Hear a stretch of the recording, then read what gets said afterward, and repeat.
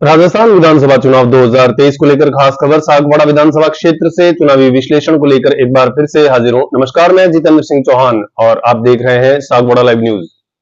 सागवाड़ा विधानसभा से इस वक्त सभी दावेदारों ने अपनी दावेदारी प्रस्तुत कर दी है। सभी पार्टियों के राजनीतिक खिलाड़ी मैदान में आ चुके हैं। इस वक्त भाजपा से शंकरलाल डेचा चुनावी मैदान में है, तो उनके सामने कांग्रेस पार्टी से कैलाश रोध को टिकट मिला है। कैलाश रोध को टिकट मिलने के बाद कांग्रेस पार्टी में बगावत के सुर तेज हुए हैं, जिसको लेकर पन्नालाल डोडियार सरपंच सरोदा ने भी निर्दलीय तौर पर चुनाव लड़ने का फैसला किया है और अपना नामांकन प्रस्तुत कर दिया है। इसके साथ आपको बता दें, भारत आदिवासी पार्टी के मोहन भाई रोत ने चुनाव मैदान में उतरने का फैसला किया है। उन्होंने नामांकन प्रस्तुत कर दिया है। उनके सामने मोहन भाई डेंडोर बीटीपी से भी चुनाव लड़ने का दावा कर चुके हैं और उन्होंने नामांकन प्रस्तुत कर दिया है। इधर देखा जाए तो जय आदिवासी युवा शक्ति के देवीलाल आहारी जो चुनाव मैदान में उतर चुके हैं, उन्होंने भी अपनी दावेदारी प्रस्तुत कर दी है।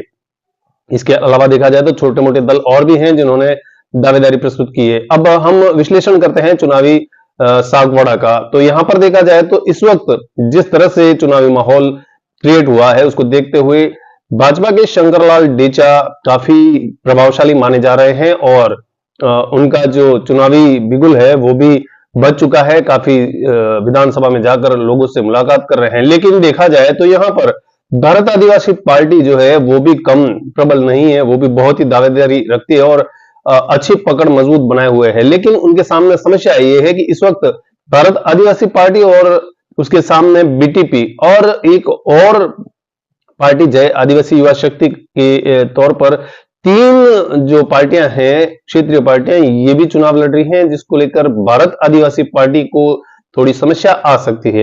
एक बात आपको यहां पर स्पष्ट करना चाहूंगा कि अगर यहां पर भारत आदिवासी पार्टी और भारतीय ट्राइबल पार्टी और जय आदिवासी युवा शक्ति अगर ये तीनों एकजुट हो जाती है तो शंकरलाल डेचा के लिए बहुत ही बड़ी मुसीबत यहां पर क्रिएट हो सकती है, क्योंकि तीनों पार्टियों के एक साथ में गठबंधन अगर हो जाता है तो ये शंकरलाल डेचा को हराने में कामयाब होंगे। लेकिन इस वक्त जिस तरह की स्थितियां बन चुकी है उसको देखते हुए यहां पर ऐसा माना जा रहा है, जो राजनीतिक विशेषज्ञ हैं वो ये मानते हैं कि यहां पर इस वक्त भारतीय जनता पार्टी की स्थिति काफी मजबूती के साथ दिखाई दे रही है।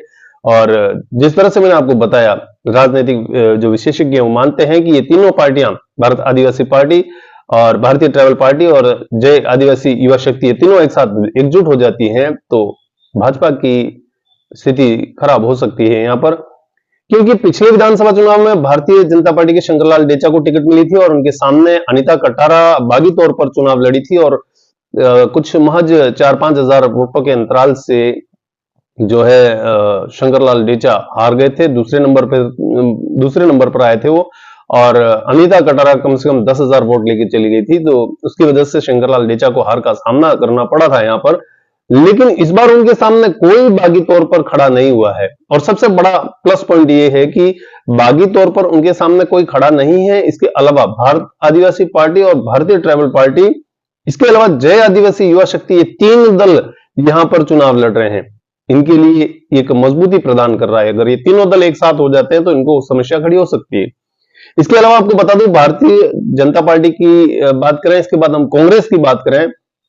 आपको पहले ही मैं बता चुका हूं, कैलाश रोध जो सरपंच संघ के अध्यक्ष हैं, उन्हें टिकट मिला था और उन्हें टिकट मिलने के बाद यहां पर बागी तौर पर सरपंच सरोदा पन्नालाल डोडियार ने भी अपनी दावेदारी प्रस्तुत कर दी और नामांकन भर दिया है।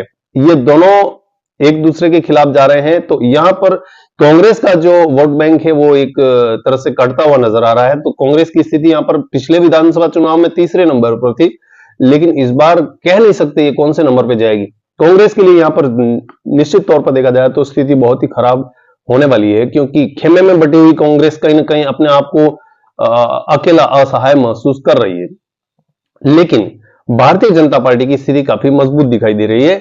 लेकिन यहां पर मैं फिर से दोबारा एक बार और बताना चाहूंगा, इस चुनावी विश्लेषण में आप भी अपनी अमूल्य राय जरूर दें, अपना कमेंट्स जरूर दें, किस तरह से क्या स्थिति बन सकती है, अगर क्या होता है तो क्या होगा, आप अपना कमेंट्स करके जरूर बताएं। क्योंकि हमने जिस तरह से चुनावी विश्लेषण करके आपको बताया कि अगर तीनों पार्टियां जो मैंने आपको बताई, भारतीय ट्राइबल पार्टी, भारत आदिवासी पार्टी और जय आदिवासी युवा शक्ति, तीनों एक साथ मिल जाती हैं तो भारतीय जनता पार्टी की स्थिति मजबूत, जो अभी है हाल फिलहाल वो खराब हो सकती है। आप भी अपनी राय दें, क्या होगा, किस तरह से होगा।